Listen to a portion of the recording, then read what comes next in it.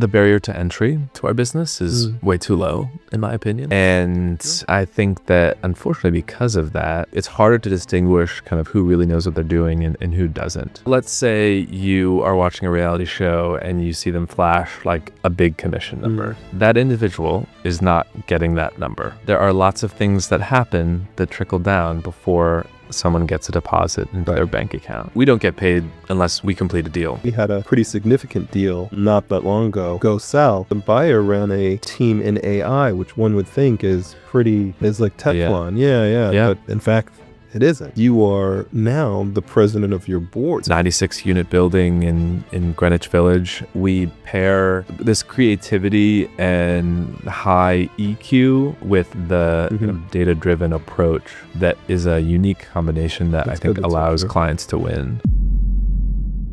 He's pushing back on the direct number. We're just dealing with client stuff in between, which is what we do, right? Yeah, didn't you describe when Ray asks you, like, what are you doing? You're just like clienting. Well, I don't know if I actually use that term. Because really, it can look like we're just texting all day. Right, you know what I mean? Right. It's like, what are you doing? Yeah. But there's just so much communication. And there's always something, right? Yeah. Yeah. It's a lot of communication. I mean, I think on the surface, because of reality TV, people think what we do is, meet for drinks, negotiate on speaker with our clients right there, and then walk away and do a deal and dress somewhat nicely, and some of us are still working on it. Yes, exactly. I am, but and then walk away with big commissions, and it's there's so much behind the scenes on a daily basis of what we do. And yes, you're right. Ray, my dog's other daddy, will ask, it just seems like we're not doing things, right? And there's always something to do every day. Part of that is building the business and thinking about the growth of the business, not just living in the moment of, a deal or various deals and transactions, but also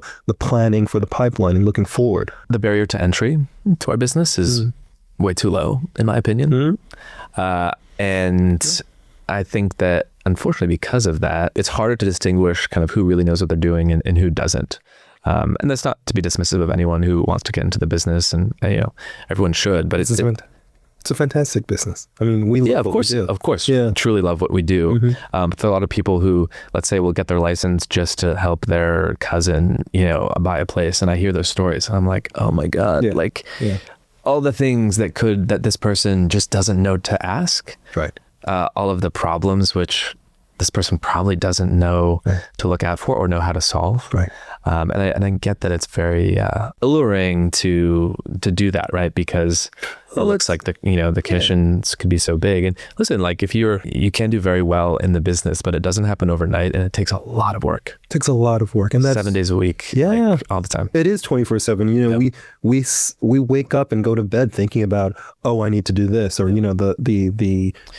the things that are on the agenda, and then the things that you have not thought about.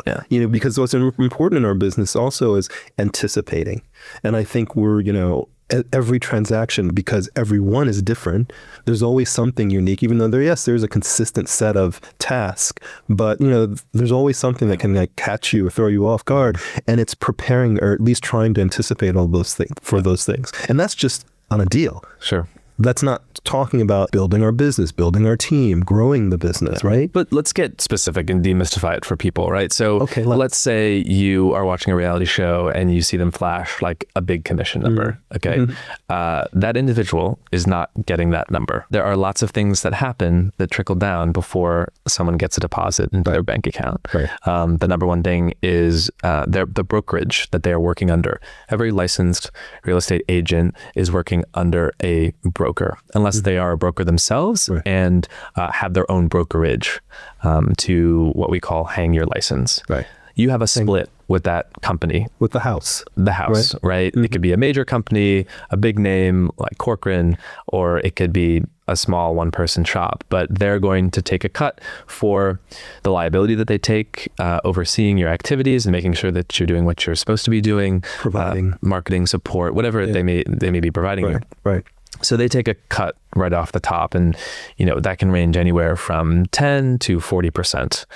Generally, the bigger firms are taking a bigger cut because they spend a lot of money in infrastructure to support agents, whether that's marketing. They do a lot, invest in the brand.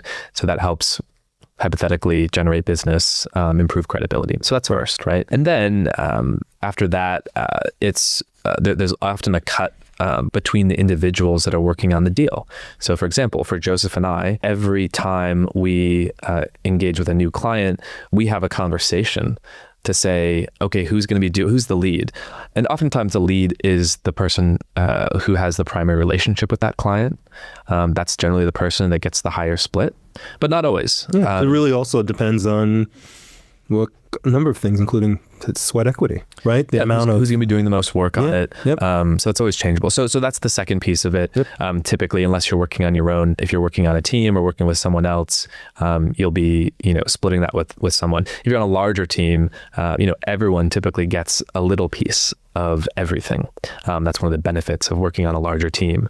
And so, you're divvying up to make sure that everyone is, getting a little compensation. And then from there, that gets deposited. But what you don't see is all of the expenses that go into making that deal happen, right? The expense and the overhead of actually operating a business. So, the basics from marketing or just promotions, like your computer and lots of things, client entertainment, developing, continuing education, all those things, then get subtracted from, right. That number. And then lastly, taxes. We all have to pay taxes. Yeah. So, and we're independent contractors, so we're required to pay taxes on our own, right? Correct. We don't get withheld. Nothing gets withheld. And there are, for those of you who are independent contractors, that how you pay taxes, it's a lot more complex than being a W-2 employee and having everything taken out for you. You know what your paycheck is going to be twice a month or once a week, whatever it is. And at the end of the year, you send that to your accountant or do it yourself, and that's that. That's the end of the day. Yeah. So I think it's helpful to understand that. The other thing that is hidden or people may not think about is the fact that we don't get paid unless we complete a deal. So that volatility is very different from other types of businesses where, let's say you're selling a subscription service like Netflix, for example. They know that I'm going to give them $20 a month. They know that, unless I, decide to cut the cord, which is unlikely. They know that's going to come into their account amongst the other hundreds of millions of people who pay for that subscription. And so their ability to kind of plan marketing expense and investment is a little bit easier because there's certainty with it. Whereas in our business, there is quite a bit of volatility. You may have a couple of months where no deals close. And then you may have 1 month where 4 deals close. And so you do have to be, in addition to, being a real estate broker, you need to have some financial acumen to be able to properly save and plan and invest the business, working capital wisely. I mean, you've kind of captured it all. I don't have much to add to that, but it is true. It's just, there's a lot of volatility in our business. I think particularly in this market where, but I just think back of when I started in this business, and I may have mentioned this before, is the idea of, I was somewhat arrogant, thinking that it's a lot easier, simpler, and, it wasn't. Obviously, I've found a niche, and found a path and, have had some success, knock wood, right? But, it takes some doing. It's a process. It's staying relevant, front of mind with clients. It's reminding your network, your sphere of influence that you are a broker, right? And that this is what you do because people forget. So it's maintaining a presence and being front of mind for clients or potential clients. I mean, it's one of the reasons why we do this podcast. It's a really efficient way to share some information and knowledge that hopefully a little tidbit of it is either entertaining or informational. But it also, when we're clipping little parts of it and sending it out through social media, that's a really efficient and helpful way to just remind people. And really the business is a numbers game and it's all about consistency. The more consistent that you are, the better. you know. Yeah. But again, it does you know, take time, and I think there's a lot that people don't see from the outside. Yeah. And I think it makes beyond reality TV, right? not even that. I think there's, unfortunately, the profession doesn't have the best reputation, and it does feel like sometimes we're constantly working to overcome that. But I have let go of that because I'm very confident in what we have to offer. We're professionals. We are really good at what we do, and we pair some of this creativity and high EQ with the kind of data-driven approach. Right. That is a unique combination that That's I think good, that's allows for sure. clients to win. Yeah. Because listen, there are tons of, everyone in New York knows a broker. Real estate in New York is a hobby. You know, people go to bed scrolling Street Easy just because they want to, which is great. Yeah. There is, when you're doing it as a profession and transacting every day as we are, there is, you know, a second, third, and fourth level of acumen and experience that is indispensable, I believe. And, you know, one of the reasons why I ended up, after a previous career in banking and consulting and a venture of my own, why I came back to real estate is I have to credit my broker who helped me buy my first apartment in New York. And she was incredible. I mean, she was my therapist going through it. It was just a very crazy deal. And I definitely wasn't her biggest client. And I remember asking her when I first met her, I was like, you know, I don't have the biggest budget in the world. You know, why do you want to work with me? And I remember very clearly what she said to me is, she said, because you're going to value my expertise and my experience more than someone who maybe has a bigger budget and thinks that they know everything. There's also another layer to that too, and that is our business is about relationships, right? And so even you as a first-time buyer in New York City, if it's done right and well, which clearly it was, you become a long-term client. You also become an advocate for her and her business. I have, referring, I have a great broker. My broker is excellent. Or as you grow and roll into the next space, you might return to her. I mean, now you won't because, you're doing, you got your license, which she's probably like totally blocked you out at this point. But the reality is it's a long-term proposition. It really is. Our business, like most businesses, is really about relationships. And it's interesting because as you talk, I'm also thinking about, how much you've evolved since you made that purchase, because the reality is, to our listener, Jack, is you are now the president of your board, your co-op board. Mm-hmm. So you've really grown you've come into this with as a first-time buyer to president of your co-op board. Yeah. And from what I understand, you're doing you take it very seriously, as you should, but you're also you're looking to move things and, you've got the building's best interest in mind. I do. And it's a thankless job in some way. I mean, it's unpaid, obviously. It's a volunteer position, but there's a lot of responsibility, and I don't take that lightly. You're taking care of many people's largest asset. Yep. It's a 96 unit building in Greenwich Village, and it's important. And the reason why I did it was because I wasn't happy with how things were being run. Right. I saw a lot of opportunity to improve it. Right. And I think one of the things I bring to the table is a very specific lens, which I think about decision making, which is how can we improve value for shareholders? Sure. So. Yep. What are the investments that we're making in the building that are going to have the highest return for people for whom this is potentially their largest asset? Mm-hmm. And part of that, to your point, is improving processes and, removing waste. I mean, I'll give you an example. Just because no one was looking at this for a long time, we discovered that the, cell phone bill for our super was like $4,000 a year. And I'm like, you can get a plan these days for like $15 a month. Like, what are we doing spending? This is crazy. But it's just because no one was looking at it. But why was it? I'm just curious. Why? Yeah. This was before, again, this is... I know you've... Well, a couple reasons, right? Like, people have lives outside of this position, right? They're not spending their days like combing through the receipts coming in. That's the job generally of the management company. Right. But I'm just curious, why was $4,000 a year? What was... It's you not important, Joseph. I don't know why. Who knows what kind of plan he was on. But anyway, the reason is that it was a great example of how it was overlooked. It's easy to just not ask questions. And I will say, like, to the person who I took over for, I mean, we were going through a moment in our building. There were just a lot of things going on. A big facade restoration project, a commercial tenant that had just left. And so there was a lot to deal with. And it's definitely not for the faint of heart. But I also am much better at what I do because of it. I was just thinking that. Yeah, it makes you a stronger broker. Particularly for clients who are transacting in the co-op space, which at the end of the day is a majority of the inventory in New York. It's 75% of apartments. So is it still 75? I mean, I think it's still pretty high. Yeah, it is certainly the majority of the inventory, but I think, with all the development, over the years, it has kind of, that ratio has shifted a little bit. Hit me with some questions. This is our Co-op Confidential. Ask me the tough questions about what it's like.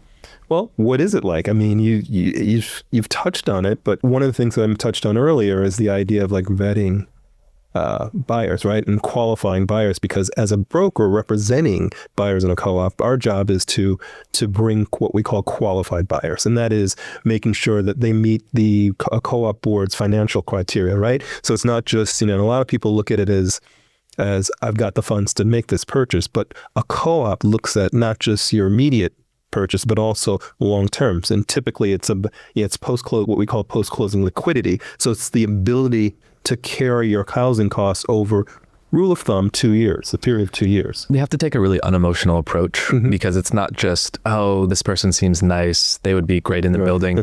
We're making a decision for the rest of the shareholders in the building. Right. And, we're making a decision that could impact the long-term financial viability, right? If this person who we're potentially allowing to buy stops paying their maintenance, which includes taxes and things that we need to actually run the building, pay the staff, then, we're not fulfilling our fiduciary responsibility. So the short answer is, they need to demonstrate that they can afford this. If it's a cash buyer, it's a little bit easier.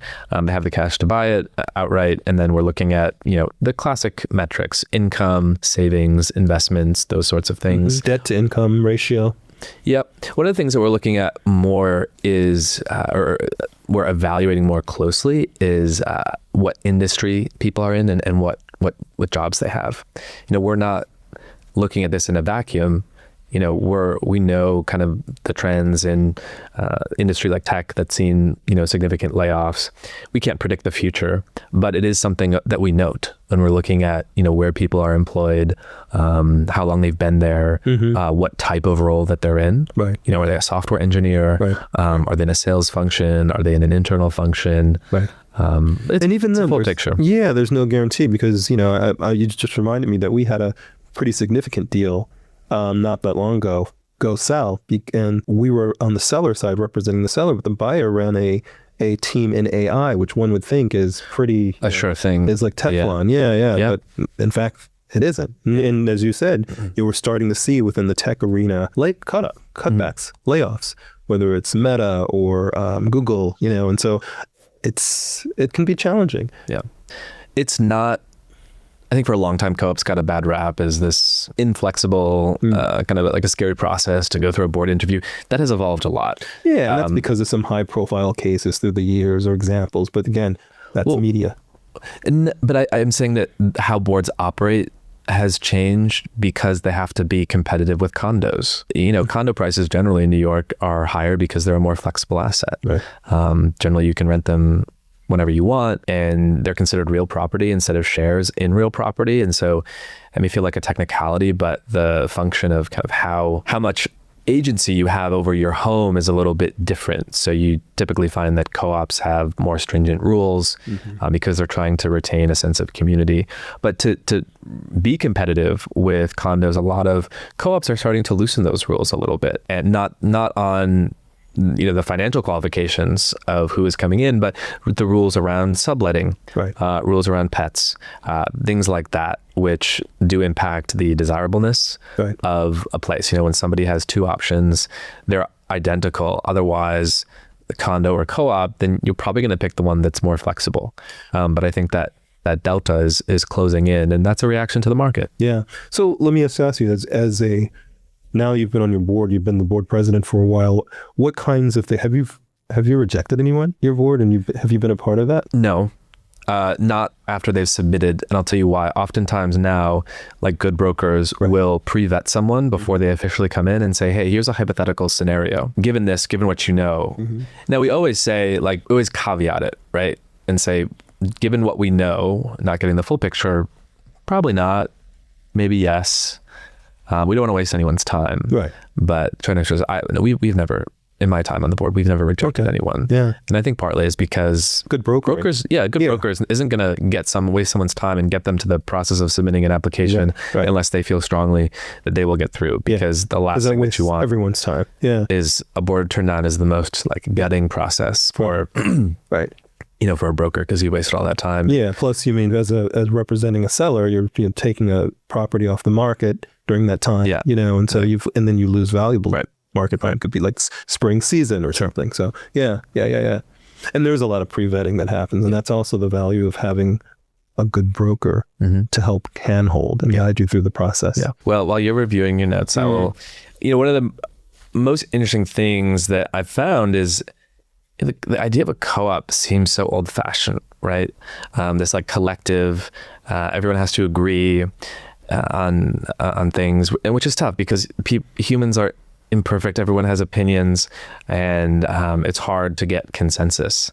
And so I have resolved myself to the fact that a good outcome is where no one's really happy, unfortunately, because not everyone is going to get what they want. But if you can have a little bit of empathy in how you communicate, it does go a long way in helping shareholders feel more heard and not like the board is just power hungry and making arbitrary decisions. I think one of the things that I campaigned on before I was elected board president, and what I've tried to do a much better job of, is communication. I think communication goes a long way. When people don't see something happening, even though there have been 100 emails that have flown back and forth in the background, on this one issue, because that's often what happens. I mean, I underestimated the amount of time it takes just to get something kind of simple done. And that's really because of the co-op structure, and that's the downside of it. But the advantage of it is that when things move a little bit slowly, you're probably not making the decisions are very considered, because you have to get consensus and move it forward. And that can be frustrating as a shareholder because things move slowly and things don't move as quickly as you want. But it is actually, I think, in the best long-term interests of those same shareholders. But that's often hard to see from the outside because you're just pissed that like you can't get an answer quickly. And I understand that, but there is oftentimes a reason for that. And you've done, from what you share, you've done a good job of at least improving communications within the within your co-op. And you see that, as we go through, as we navigate this process of different buildings, we see that the importance of that is like communication, and whether it's the board, whether it's a managing agent, a management company rather, and is it's hugely important. And even as brokers, how we communicate to our clients, keeping them apprised of once when we're representing a buyer and an application is being submitted, and what's the timeline? Where are we in that? Just making hand-holding and shepherding a deal. Yeah. Well, we'll put a pin in this, and we'll come back to more of Co-op Confidential in future episodes. So, let me ask you something. I mean, you oh, we're back. Okay. To really a bit of a pin in it is here you are now. You've been on your board and president of the board for a number of months, a period. Months? A period. For a certain period of time. Would you do it again? Yeah, because it makes me better at what I do.